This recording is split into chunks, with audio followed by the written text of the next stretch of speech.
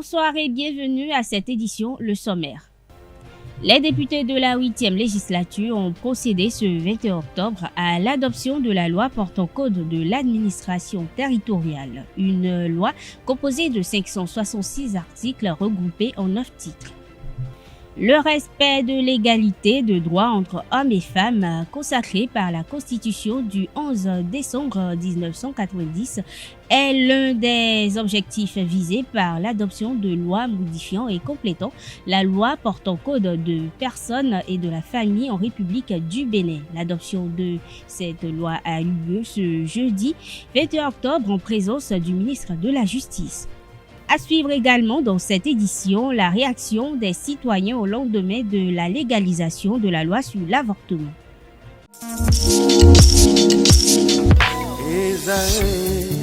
Étudiantes, étudiants, parents d'élèves, nouveaux bacheliers, vous recherchez une école adéquate de formation professionnelle et pratique pour vos études supérieures? Une seule référence, ESAE. ESAE vous offre des demi-bourses et réductions dans toutes ces filières. Waouh! Payez 300 000 au lieu de 550 000 en licence 1, 2 et 3 en journalisme, réalisation, sciences de gestion, administration des affaires, sciences économiques et sciences juridiques. En master 1 et 2, 670 000 en journalisme et 550 000 en sciences de gestion et administration des affaires au lieu de 1 070 000. Écoutez, pour les 100 premières inscriptions en administration générale et administration des finances, payez 450 000 au lieu de 550 000 pour la licence 1, 2 et 3. En master 1 et 2, payez 870 000 au lieu de 1 070 000. Alors, rendez-vous vite à ESAE pour la rentrée académique 2021-2022. Les deuxième et troisième années démarrent le 20 septembre 2021 et la première année le 11 octobre 2021. Informations et renseignements, ESAE Cotonou, 3e rue à droite en quittant le carrefour Jador pour la BIBE Jéricho. Téléphone 96 80 55 11 ou 98 98 14 00 ou encore 90 93 65 21. ESAE, l'excellence à un an.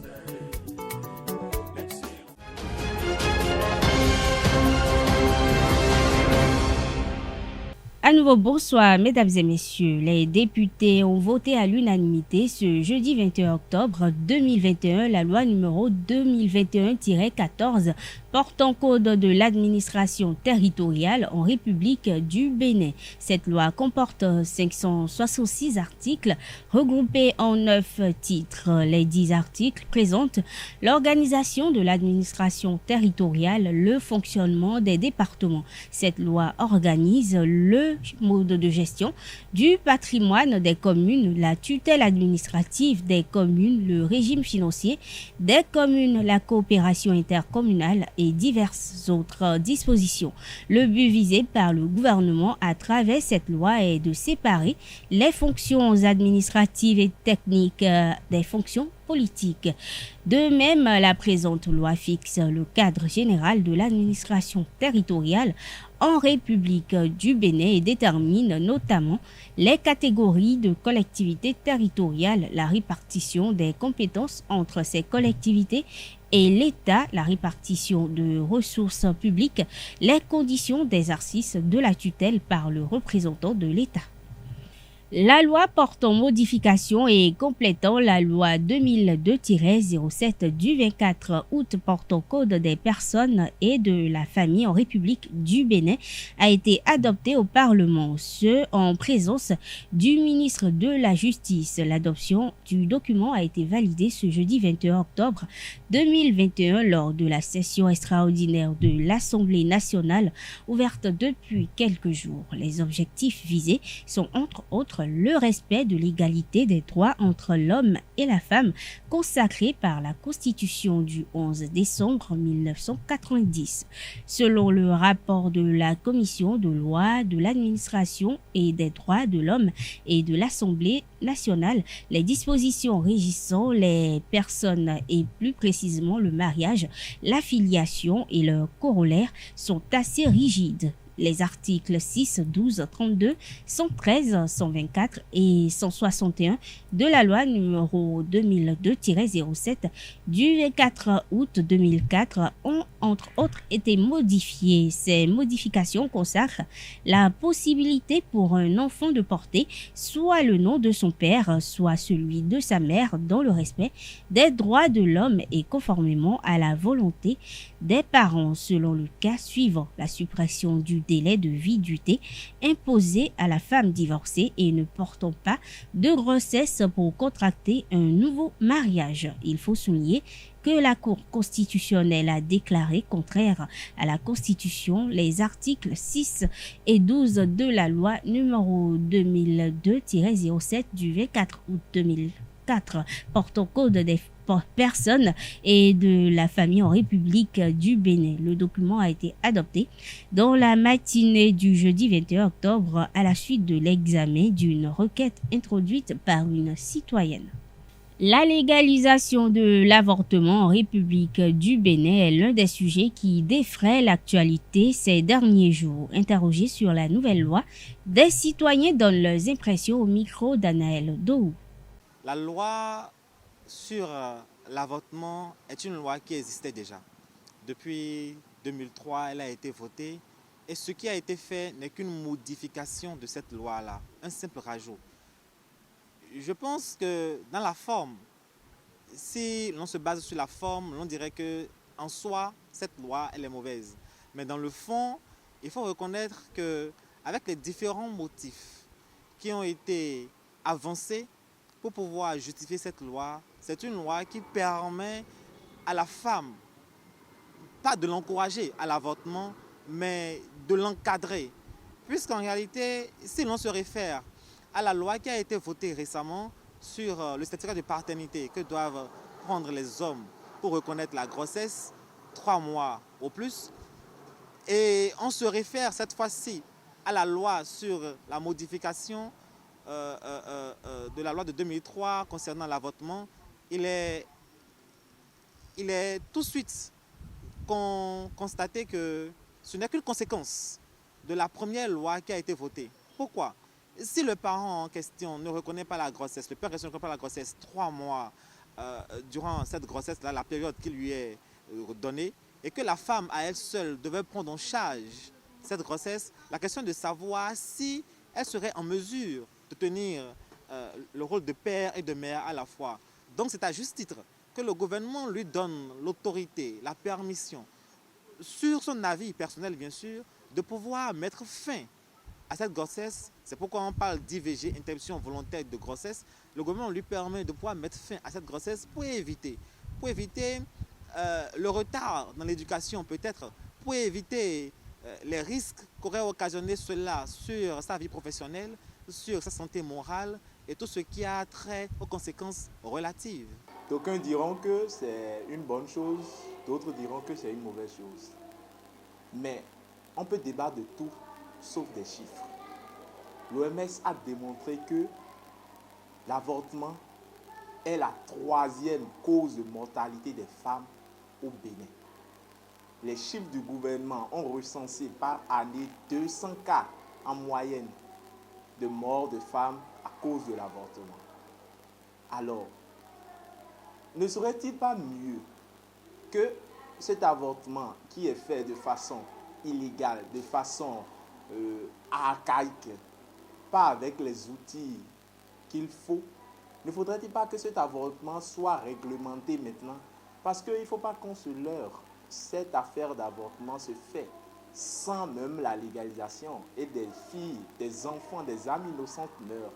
Alors si le gouvernement a entrepris cette démarche et ça a été validé par l'Assemblée nationale, moi je trouve plutôt que c'est un effort louable, tout simplement parce que ça permettra de réguler ces avortements clandestins et ça permettra maintenant de permettre à la jeunesse féminine de pouvoir s'émanciper quand bien même elles ont eu des enfants en cours de leur vie.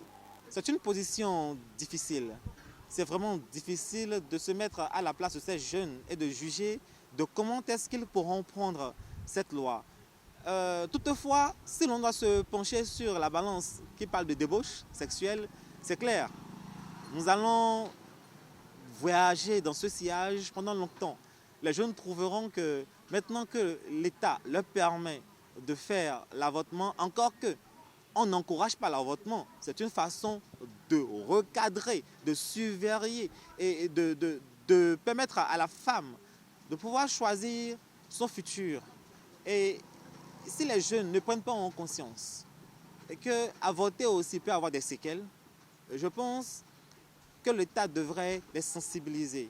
Dans le texte qui a été adopté par le Parlement, que l'avortement maintenant est devenu une chose facile. Non, ça a été bien défini dans des thèmes clairs. Il a été dit que l'avortement, on aurait recours à l'avortement uniquement s'il y a cas de dépression. Pour la femme, que ce soit dépression éducative, dépression financière, dépression morale, pour la femme ou pour l'enfant ou pour la société. Ce n'est que dans ces trois cas-là que l'avortement légalisé est permis. Donc, si un individu lambda enceinte une femme et que la femme ne répond à aucun de ces trois critères, elle ne saurait faire un avortement.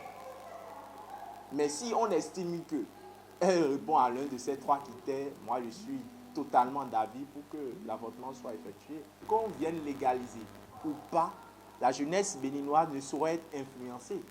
Parce que quoi? Les Béninois, enfin les femmes béninoises estimaient que c'est à cause des faits de société, à cause des avis de ceux qui nous regardent, ainsi que des avis de sa famille, qu'il faudrait mieux parfois ne pas garder une grossesse ou finir avec la grossesse. Alors, si tant est qu'on a légalisé cela, cela permet à la femme d'avoir un peu plus des idées claires. Si elle n'est pas prête à endosser la responsabilité et qu'elle répond aux critères, elle en discute avec la famille, elle en discute avec son homme et ensemble, ils arrêtent. Elisabeth Adjaka et Karine Oloufade sont respectivement première et troisième du Bénin au CAP 2021. En plus de l'école, ces deux apprenants ont pris part le groupe d'entrepreneuriat et de développement personnel. Ce groupe de travaux dirigés compte parmi ses rangs depuis plusieurs années les meilleurs du Bénin aux différents examens. Une de nos équipes s'y est intéressée. Suivez le reportage signé Anaël Do. Promouvoir l'excellence, c'est l'objectif que s'est donné le groupe d'entrepreneuriat et de développement personnel GEDP. Constitué par des jeunes étudiants d'alors, ce groupe compte parmi ses apprenants les meilleurs du Bénin au CAP depuis quelques années. Ils ont une méthode de travail propre à eux. Nous avons une spécialité, c'est beaucoup plus le développement personnel. Alors nous faisons comprendre aux enfants l'importance en fait de travailler. Nous les informons des bourses qui existent lorsque l'enfant travaille. Donc tous nos enfants qui sont ici savent qu'après le bac, il y a tel avantage qu'on gagne au travers du travail que nous avons effectué, qu'ils vont effectuer. Ce qui nous permet alors de les emmener dans notre monde, dans le monde du travail en fait. Donc, ils savent maintenant pourquoi est-ce qu'ils doivent travailler à l'école et pourquoi ils doivent donner le meilleur d'eux-mêmes. Donc, nous avons constaté aussi que beaucoup de parents n'ont pas les moyens pour payer la scolarité à leurs enfants après le bac. Donc, beaucoup abandonnent les universités, ne font plus l'école, d'autres abandonnent, d'autres laissent, d'autres font dans les facultés, ce qui est très difficile. Donc, ce qui fait que quand nous les informons, nous les motivons, ça leur permet en fait de comprendre que s'ils travaillent, ils vont pouvoir quand même bénéficier non seulement de l'aide de l'État, et aussi pouvoir faire encore leur cursus universitaire gratuitement pour certains et même partiellement payant pour d'autres et avec des secours pour d'autres. Donc, ça leur permet à eux d'avoir l'information. En fait, on leur donne l'information et on les motive. Il faut souligner que les idées sont nées de l'idée de M. Séverin Rondenou, comme je l'ai dit. Et au départ, nous sommes associés en fait pour pouvoir aider nos jeunes frères. On était étudiants, moi j'étais en première année. Séverin aussi était en première année, Innocence était en première année. Donc, on était étudiants, on a décidé d'aider nos jeunes frères qui étaient au lycée. Donc, on a mis en place le TD et on le faisait au départ.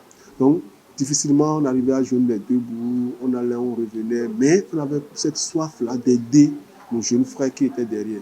Donc, c'est avec le temps, avec les résultats que nous faisons, nous étions en train de faire en son temps, que notre maître, M. Kwesi Wilfrid, nous a associés à lui pour pouvoir faire tout le système de la seconde jusqu'en terminale. En 2021, les apprenants du groupe GEDP décrochent la première et la troisième place au CAP. Cette réussite est le fruit d'un travail bien organisé. Quand j'étais en troisième, quand je voulais passer le DPC, j'avais visé un objectif d'être parmi les meilleurs du Bénin au DPC Nord. Je n'ai pas pu atteindre cet objectif depuis quand je suis venue au GEDP. Avec les conseils et les développement personnel que Madame Merveille, M. Rodolfo, M. Kwesi Wilfrid nous enseignaient, j'ai cru de nouveau en moi et puis j'ai dit que j'allais réaliser cet objectif que j'avais depuis longtemps maintenant. Et je me suis donné à fond. C'est en première que j'ai commencé par suivre les TV, ça m'a beaucoup aidé.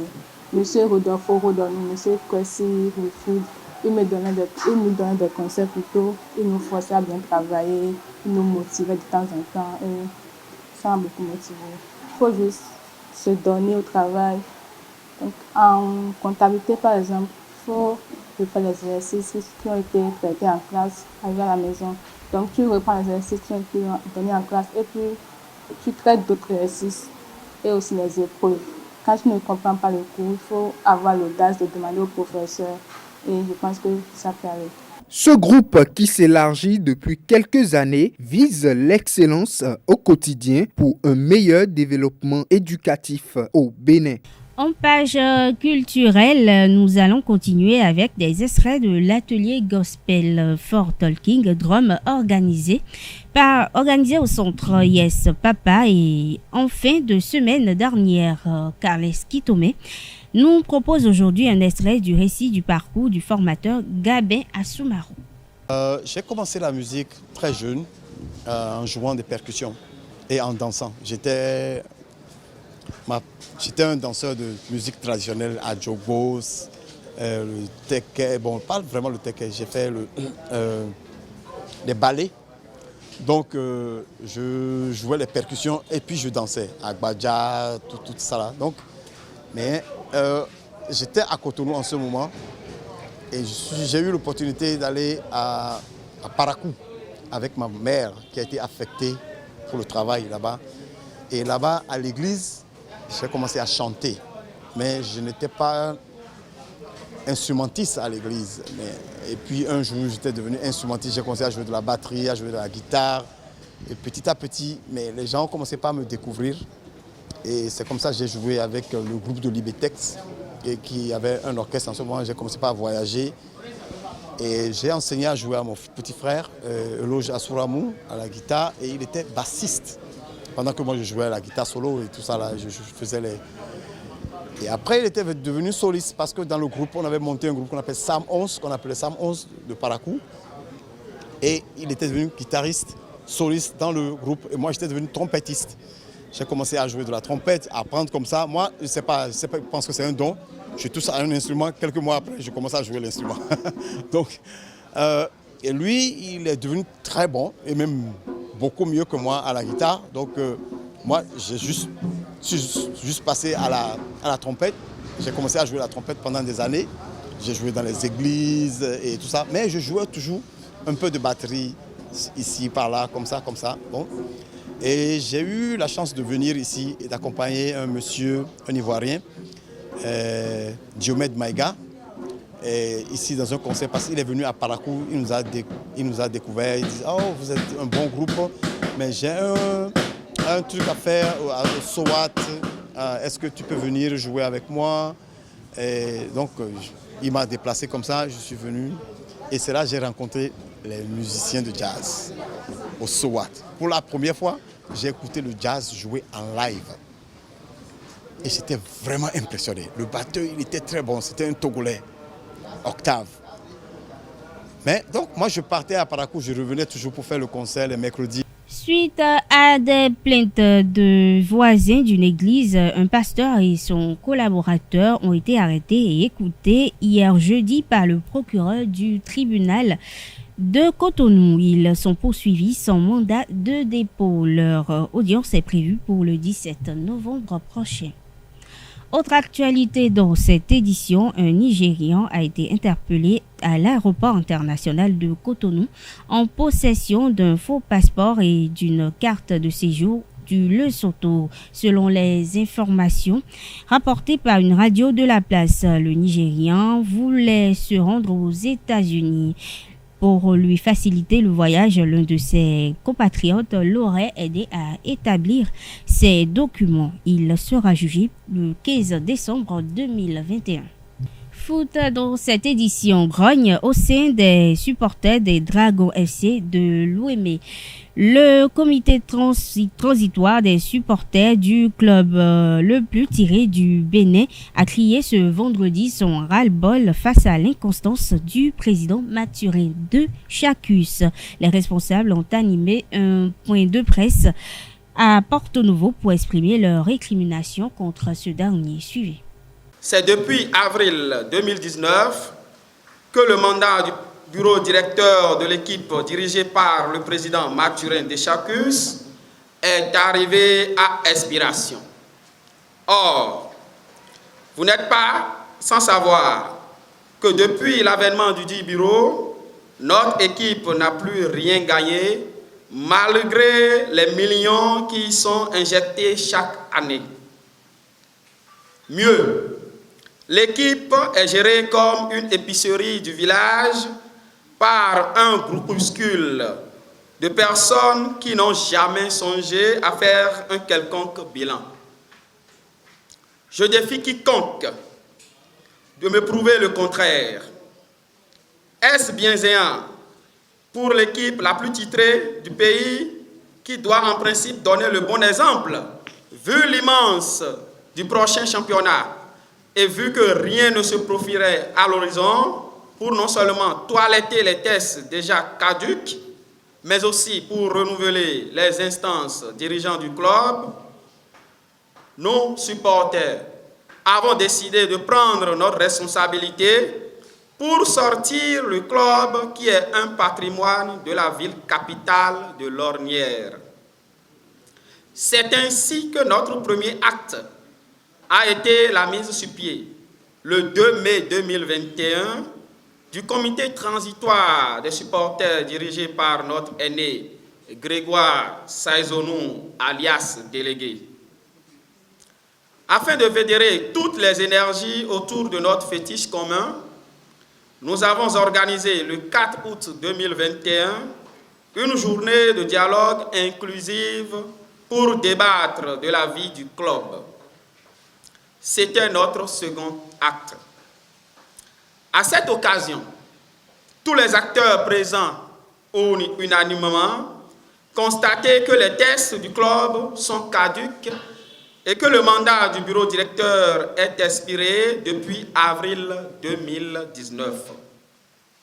À cette réunion qui a eu lieu au siège de l'équipe et à laquelle le président sortant, Mathurin de Chacus, avait envoyé son représentant en la personne de l'ex-secrétaire général du club, Claude Paki, le président de Chacus nous avait suggéré de mettre en place un comité de gestion qui se chargera non seulement de l'actualisation des tests, mais également de la gestion de la saison sportive 2021-2022.